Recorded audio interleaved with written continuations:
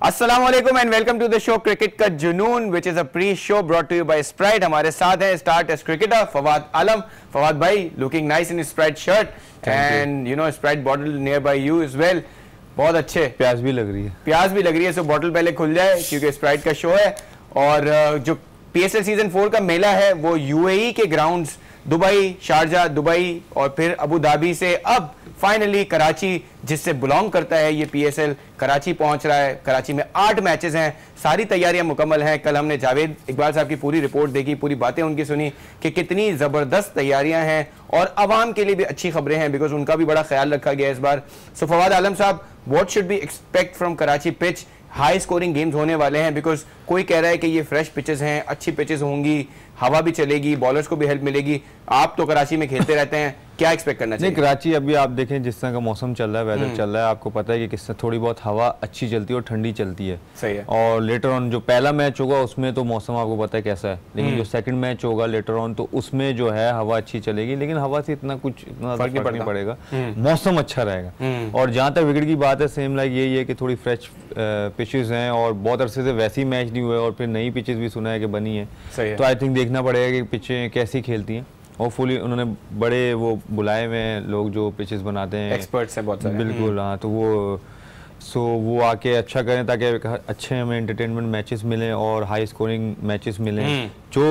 जो शायकीन देखने आएंगे उनको वही चीज़ मिले, छक्के चौके ही देखने आते हैं ना, 4 एंड 6 देखने आते हैं, तो वो आके अपने प्लेयर्स को देखें लाइव एक्शन में और एंजॉय करें उनकी बैटिंग, बॉलिंग, फील्डिंग, तीनों चीज़ें इंशाल्लाह। और अच्छी बात यह है कि पाकिस्तानी स्टार्स भी बड़े परफॉर्म कर रहे हैं। उमर अकमल हो गए, अहमद शहजाद हो गए। अहमद शहजाद की बैटिंग पे जो कल उन्होंने की उस पर बात करेंगे, लेकिन क्योंकि आपने भी चौको छक्कों की बात की, एक बेस्ट शॉट देखते हैं कल के कोयटा के मैच से जो उमर अकमल ने लगाया, और ये शॉट आपको दिखा रहे हैं स्प्राइट के तवसुत से, वो देखते हैं फिर वापस आते हैं और फवाद आलम से बाकी जो बैटिंग परफॉर्मेंसेस हैं उस पर बात करते हैं और उनके जो फेवरेट प्लेयर हैं अहमद शहजाद, उन पर बात करते हैं।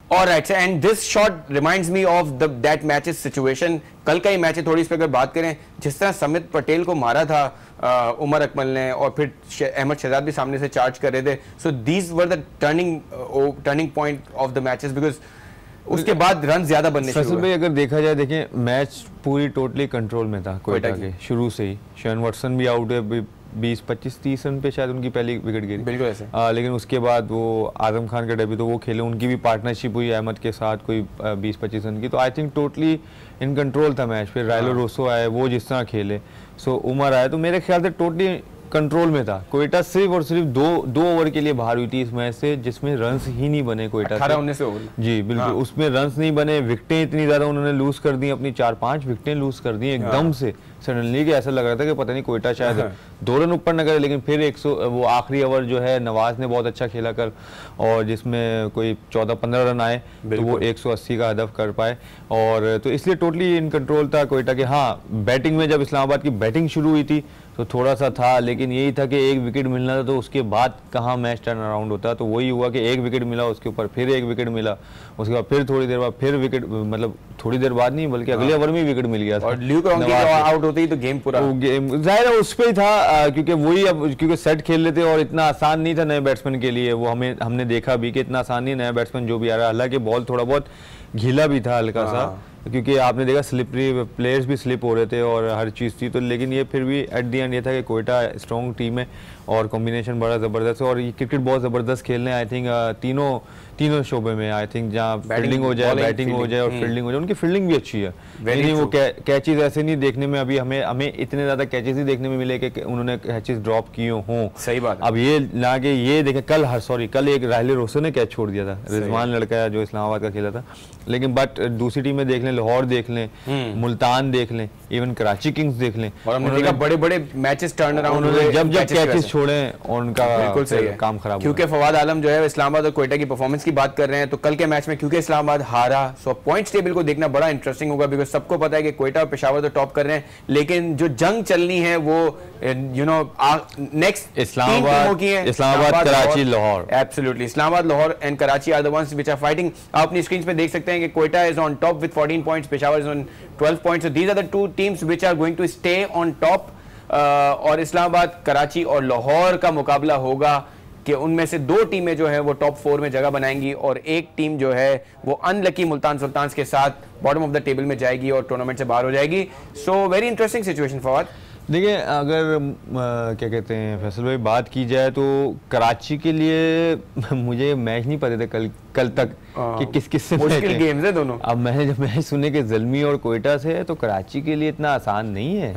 कराची के लिए थोड़ी मुश्किलात हैं। फवाद भाई कराची में कराची के जो है कोई मैचेस हैं, कराची की टीम है लेकिन कोयटा में कराची एड ज्यादा है, मतलब बिल्कुल वो इतना फर्क नहीं पड़ता क्योंकि देखें उनके लिए तो सिचुएशन इतनी ज्यादा, वो कंडीशन इतनी ज्यादा कुछ चेंज नहीं हो जाएगी कि हम जाके साउथ अफ्रीका या ऑस्ट्रेलिया में जाके नहीं खेल ले।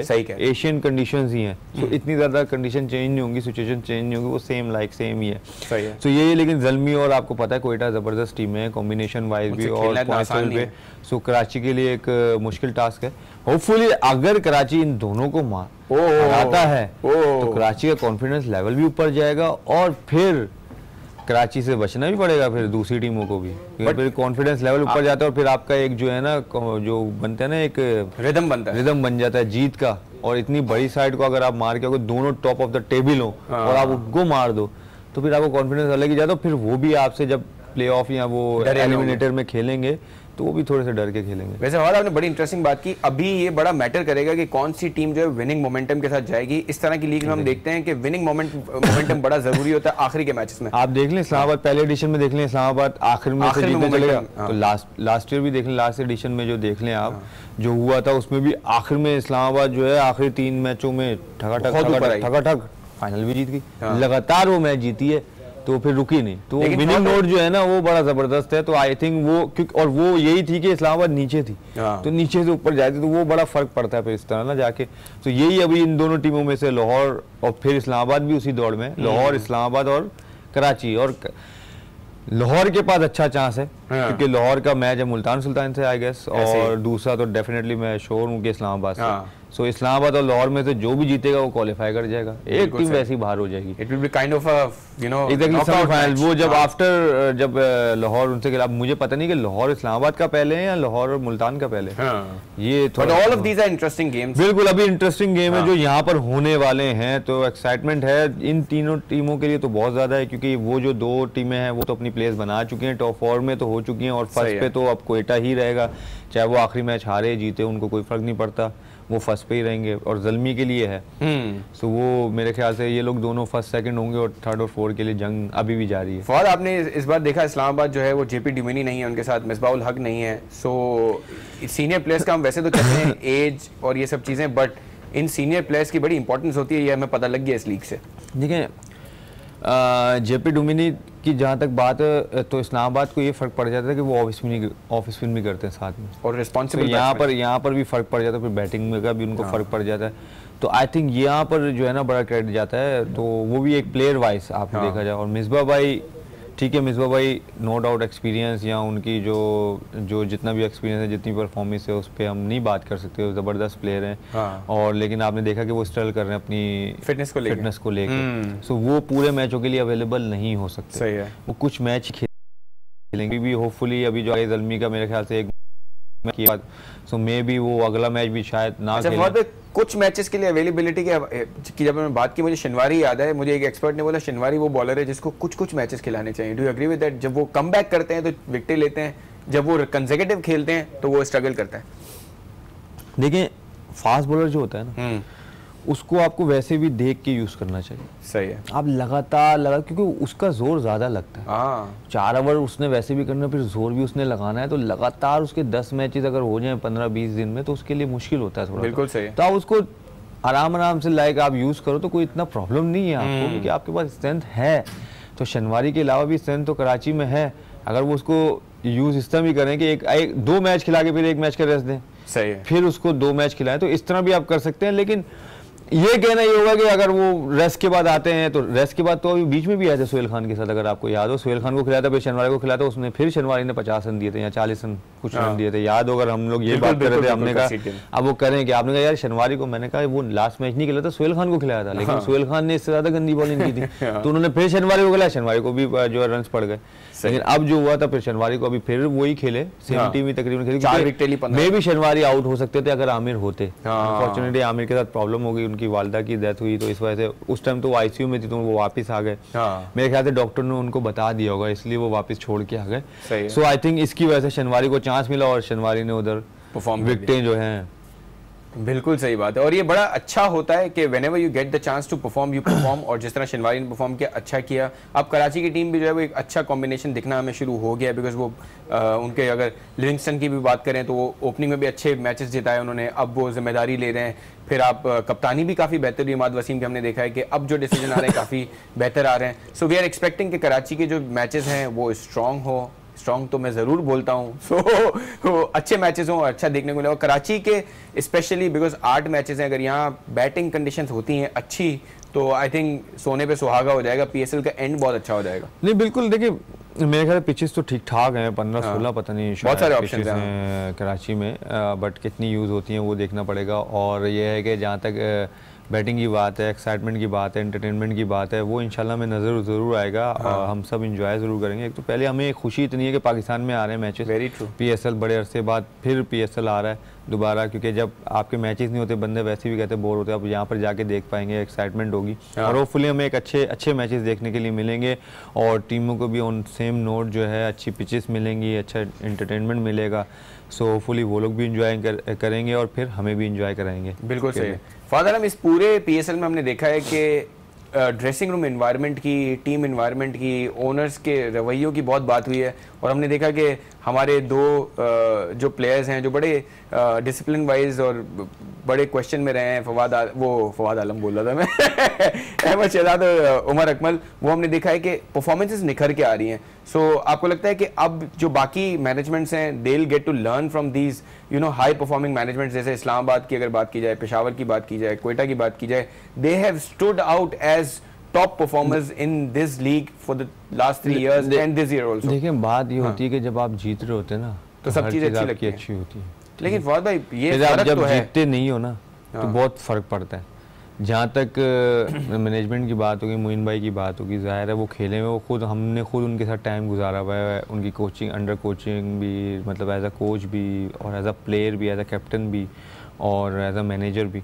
सो वैसे भी बहुत रिलैक्स रखते हैं लड़कों को, इसमें तो कोई डाउट नहीं, तो ये फर्क इसमें कोई शक नहीं है। और जो है क्या कहते हैं, जहाँ तक दूसरे इस्लामाबाद की बात है, जहाँ तक कोयटा की बात है, कोयटा के भी मोहम्मद अकरम जो हैं, हाजी भाई जो हैं, वो भी इतना कोई मैंने देखा कि वो कोई बहुत ज़्यादा टाइट रखते हैं, सॉरी पेशावर के। सो वो भी इतना ज़्यादा कोई वो नहीं आते, हार्ड नहीं आते, वो भी ठीक रहते हैं।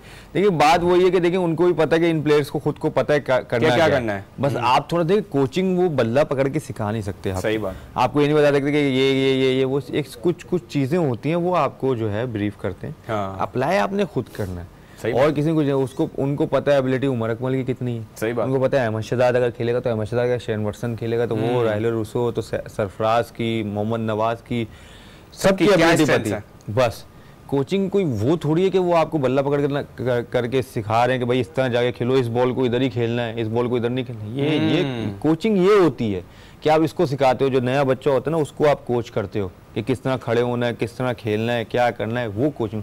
ये तो ब्रीफिंग होती है, आपको पॉजिटिव साइन देने होते हैं सामने वाले प्लेयर्स को, उसका कॉन्फिडेंस लेवल ऊपर करना होता है। अगर वो नीचे जा रहा है, डाउन जा रहा है, उससे रन्स नहीं हो रहे तो उससे बात होती है, बस थोड़ी सी आप उसको गाइडलाइन देते हो कि यार ऐसे कोई नहीं, अगर कोच आके बात करता है तो उसको कॉन्फिडेंस लेवल ऊपर जाता है। सही है। और कोई ऐसी बात नहीं है, प्लेयर्स को खुद को पता होता है, वो इतना एक्सपीरियंस होता है कि भाई खेल चुके हैं, उनको पता है क्या करना है जाके, क्या नहीं करना।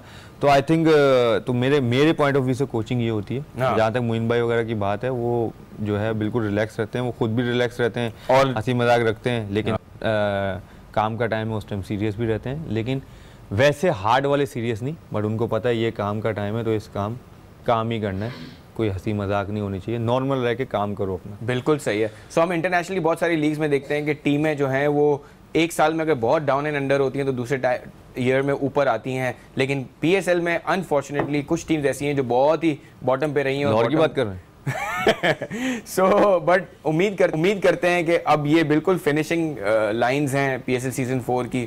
सो we hope Lahore to come good, we hope Karachi to come good, ताकि अब ये भी कहना अजीब सा लगता है कि फिर अगर ये दोनों अच्छी हो जाती हैं तो इस्लामाबाद शायद बाहर हो जाएगी, but you know from fans हमने तो पॉजिटिव रहना है ना, हमने तो बात करनी है, हमने तो सिचुएशन वाइज बात करनी है कि अगर ये दोनों आए तो हमें और इंटरेस्टिंग होगा। बाहर तो फिर किसी ना किसी ने तो होना है, चाहे वो लाहौर हो चाहे कराची, चाहे it will be good for these two franchises to come up this time round, exactly, क्योंकि इस्लामाबाद 2 फाइनल्स जीत चुका है। सो हमारी यू नो बेस्ट विशेस तो सारी टीमों के साथ है, लेकिन लाहौर एंड कराची के लिए बड़ा ड्राई रन हो गया बहुत सारा। सो वी होप कि दीज 2 टीम्स परफॉर्म बेटर और टॉप 4 के हम बहुत करीब हैं। हम आज अभी के शो में फहद भाई आपका शुक्रिया अदा करेंगे और हम गुड बाय करेंगे अपने व्यूअर्स को भी। रात को आपसे दोबारा मुलाकात होगी। So viewers keep following our show, we will see you at night on behind the wicket. So हमारा शो देखते रहें, हमें फॉलो करते रहें। रात को मिलते हैं आपसे।